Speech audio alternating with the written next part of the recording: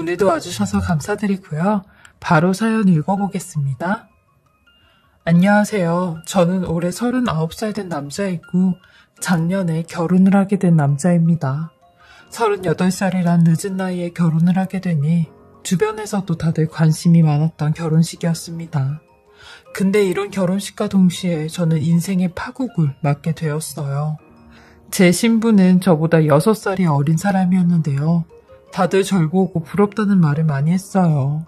가뜩이나 늙은 아저씨가 6살이나 어린 여자를 만나니 저도 나름 자부심이 있었죠.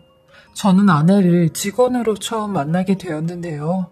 제가 법무사 사무실을 개업하면서 만나게 되었어요. 직원과 격리를 뽑아야 되는데 아내가 격리로 면접을 보러 오게 되었고 그때 처음 만나게 된 거죠. 나이에 비해 경력이 아예 없었고 학벌도 고졸이었어요.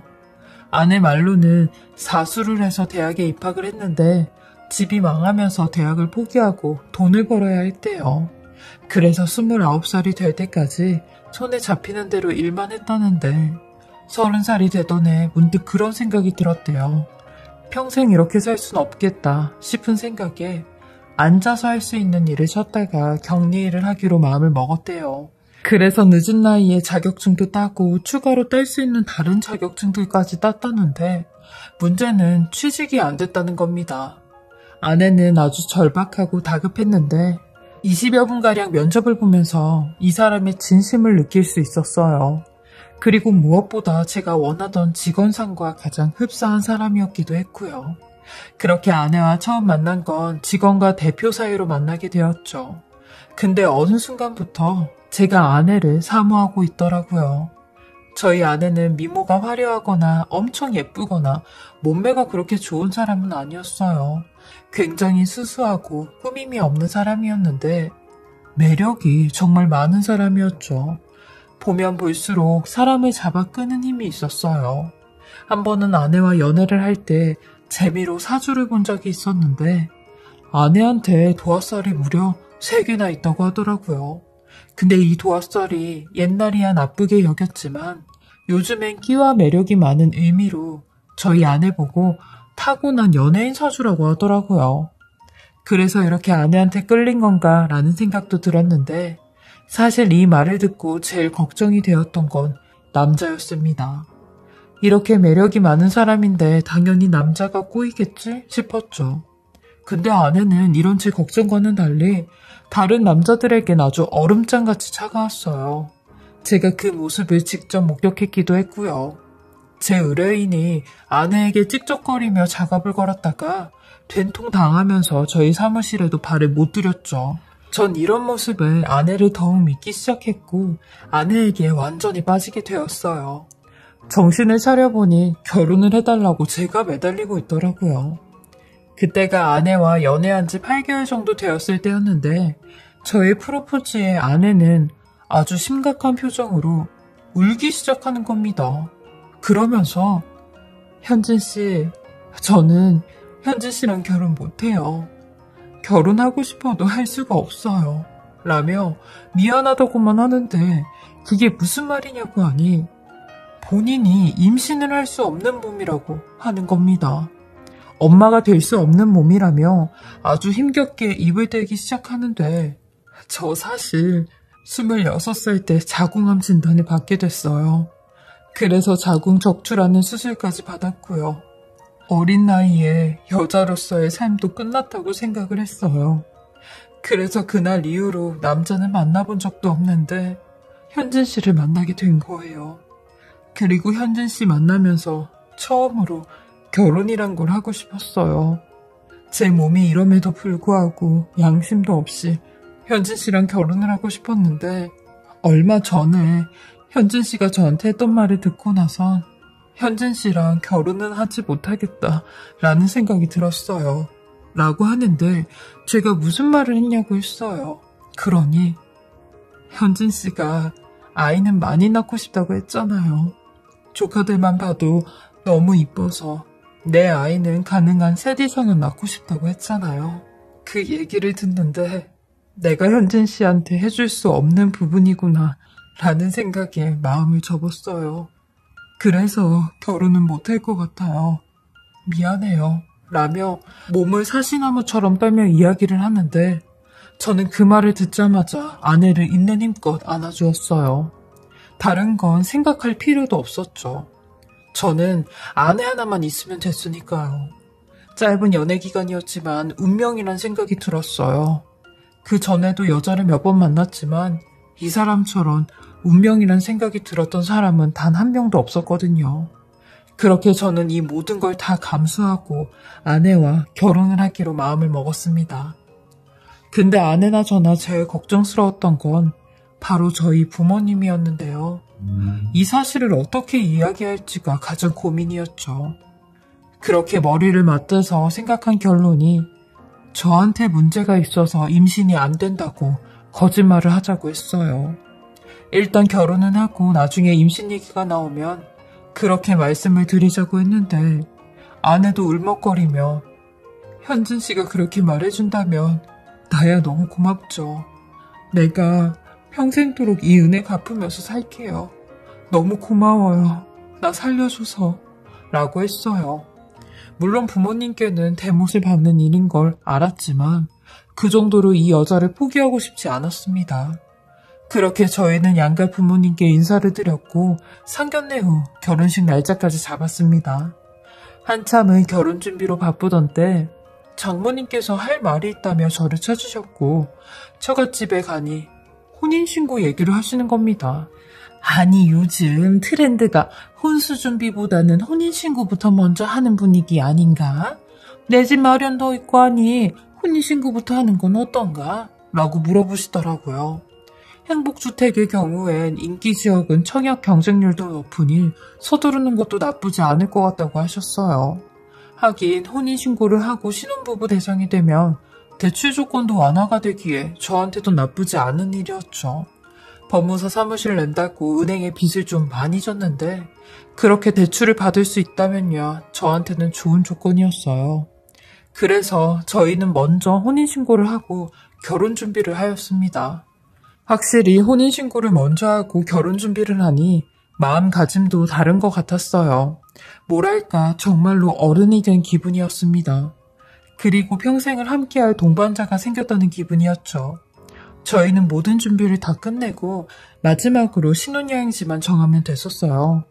아내는 유럽으로 신혼여행을 가고 싶어 했는데 저 때문에 국내로 여행을 가야 했어요. 제가 약간 공황장애가 있어서 비행기를 못 탔거든요. 근데 아내는 이런 저를 배려해 벌써 부산에 있는 좋은 호텔에 예약을 했다고 했죠. 아내에겐 의미가 있는 신혼여행일 텐데 저 때문에 가고 싶은 곳을 가지 못해 제가 미안해하니 되려 저를 위로하듯이 부산에 있는 이 호텔 너무 가보고 싶었는데 현진 씨 덕분에 제가 호강을 다 해보네요. 우리 가서 관광도 하고 맛집도 가고 재밌게 놀다 와요. 라며 환하게 웃어준 사람이었죠. 그렇게 저희는 결혼식까지 무사히 잘 마치고 KTX를 타고 부산으로 갔습니다. 부산에 도착해 차를 렌트하고 저녁 때가 돼서 호텔에 들어가기 전에 밥을 먹으러 가자고 했어요. 그러니 아내가 창백한 얼굴로 현진 씨, 우리 일단은 호텔로 먼저 갈까요? 저 좀 컨디션이 안 좋아요. 라고 하는 겁니다. 아내의 얼굴을 보니 정말 어딘가 안 좋아 보여 알겠다며 예약을 했던 호텔로 갔습니다. 해운대 근처에 있는 호텔이라 부산역에서 꽤 가야 했어요. 근데 가는 내내 아내의 표정이 매우 좋지 않은 겁니다. 어디 아프냐고 물어도 아니라는 단답뿐이었죠. 그렇게 호텔에 도착하니 저녁 8시가 되었고 아내는 저보고 먼저 씻으라고 했어요. 본인은 씻는데 오래 걸린다면서요. 그렇게 개운하게 씻고 밖을 나왔는데 아니 아내가 방에 없는 겁니다. 분명 어디를 나가는 거였으면 나간다고 말을 했을 텐데 그런 소리는 듣지 못했죠. 아내에게 전화를 걸려고 하는데 핸드폰 또한 침대에 두고 나갔더라고요. 그때부터 이상한 기분이 들었어요. 그렇게 혼자 방에 남아 사라진 아내를 기다리고 있는데 이윽고 벨소리가 들렸고 저는 아내가 왔구나 하는 생각에 곧장 문을 열었어요. 아니 근데 웬 낯선 남자들이 문 앞에 서 있는 겁니다. 그 남자들에게 누구냐고 했어요. 그러니 제 아내의 이름 석자를 얘기하며 잠깐 들어가서 얘기를 좀 해도 되냐고 하는 겁니다. 보아하니 나이가 지긋이 먹은 중년의 아저씨들이었어요. 제가 끝까지 의심의 눈초리로 그들을 보니 그중 한 명이 다짜고짜 시꺼먼 가방에서 무슨 사진을 몇 장 꺼내는 겁니다. 그리고 이걸 보라며 저한테 건네주는데 전 그 사진을 보고 기겁을 하고 말았어요. 그 사진 속엔 앳된 모습을 하고 있는 제 아내가 있었는데 손바닥만한 옷을 입은 채 노래를 부르고 있는 사진이었죠. 그리고 그 다음 장엔 제게 그 사진을 건네준 아저씨와 함께 찍은 사진이 있었어요. 저는 이걸 보곤 이게 다 뭐냐고 했어요. 그러니 옆에 있던 다른 분이 그쪽 살려주려고 온 거니까 얘기 좀 해요 라고 하는데 저는 그 말에 일단 들어오시라고 했고 침대에 걸쳐 앉아 무슨 얘기를 해주는 거냐고 했어요. 그러니 하나같이 한숨을 푹푹 쉬며 저한테 놀라지 말라고 하는 겁니다. 그리고 그 시커먼 가방에서 들어있는 사진들과 자료들을 제가 하나씩 보여주며 제 아내의 과거에 대한 이야기를 하기 시작하는데 같이 온 3명의 아저씨들은 각자 본인 얘기들을 하기 시작했어요. 처음 말을 꺼낸 아저씨는 50대로 사업을 하는 사람인데 제 아내를 처음 주점에서 만났다고 하더라고요. 그때 제 아내의 나이는 고작 21살이었다는데 저한테 사수를 했다고 했던 과거랑은 다른 이야기였죠. 아내는 21살의 나이임에도 불구하고 그 주점의 에이스와 같았대요. 모든 아저씨들이 아내만 찾았다고 하더라고요. 근데 그중 선택된 사람이 그 아저씨 본인이었다고 하는데 그 아저씨는 저희 아내 때문에 이혼을 하고 집까지 말아먹으며 저희 아내가 해달라는 걸 다 해주었대요. 아내는 카페를 차려달라고 했고 몇 달간 열심히 그 카페를 운영했는데 장사가 안 되면서 그걸 말도 없이 접어버리고 또다시 밤에 일을 하러 나갔다는 겁니다. 그러면서 두 번째 아저씨를 만나게 되었대요. 그 사람은 일반 평범한 회사원에 자식이 둘이나 있는 애아빠였는데 제 아내의 요구로 본처를 버리고 결혼식까지 올리며 2년 동안 같이 살았대요. 혼인신고는 하지 않고 2년 동안 동거생활을 했대요. 근데 이 두 번째 아저씨는 아내와 함께 온전한 결혼 생활을 하고 싶어 어떻게든 아내를 붙잡아 놓으려고 아이를 가지려고 했대요. 그러니 아내는 그 아저씨에게 아무런 말도 없이 혼자 자궁 적출 수술을 받고 왔다는 겁니다. 그때 나이가 26살이었다네요. 저한테 암 수술을 받았다고 한 그 나이였죠. 그러면서 아내는 소리 소문 없이 집을 나가버렸다는데 그때부터 이 두 번째 아저씨는 아내를 수소문하며 찾아다니다가 첫 번째 아저씨의 존재를 알게 되었대요. 그러면서 같이 아내를 찾고 다녔대요. 사기로 신고를 하려고요. 근데 그 와중에 또 세 번째 남자를 만났다는 겁니다. 그 아저씨는 인테리어 회사를 크게 운영하던 사람이었는데 이혼을 했다고 했어요. 근데 아내를 만나게 되었고 그때부터 아내의 철판은 더욱 두꺼워졌다고 하더라고요. 저한테 했던 것처럼 본인의 과거를 숨기고 거짓말을 하기 시작했다는데 이 세 번째 남자랑도 한 2년을 같이 살았대요. 그러면서 아내에게 본인 회사 격리로 들어오는 게 어떻겠냐며 자격증을 좀 따라고 했던 사람도 이 아저씨더라고요.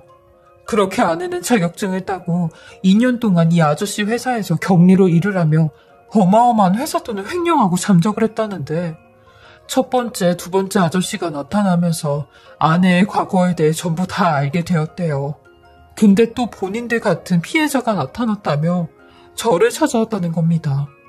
그리고 지금 아내가 사라진 것도 부산역에서 저희를 미행하고 있던 이 아저씨들을 보고 소리 소문 없이 사라진 것 같다고 했어요.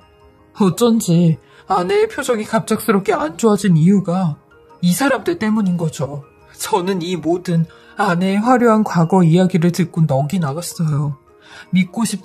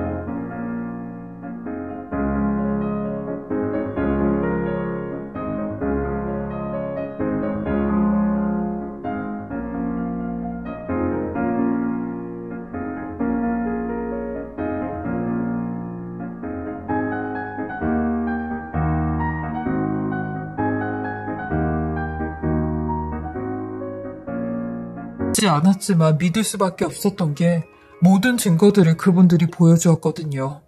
이 모든 사실을 당사자 아내가 아닌 3명의 아저씨들로부터 듣게 된 저는 견딜 수 없을 정도로 온 세상이 무너지는 기분이었습니다.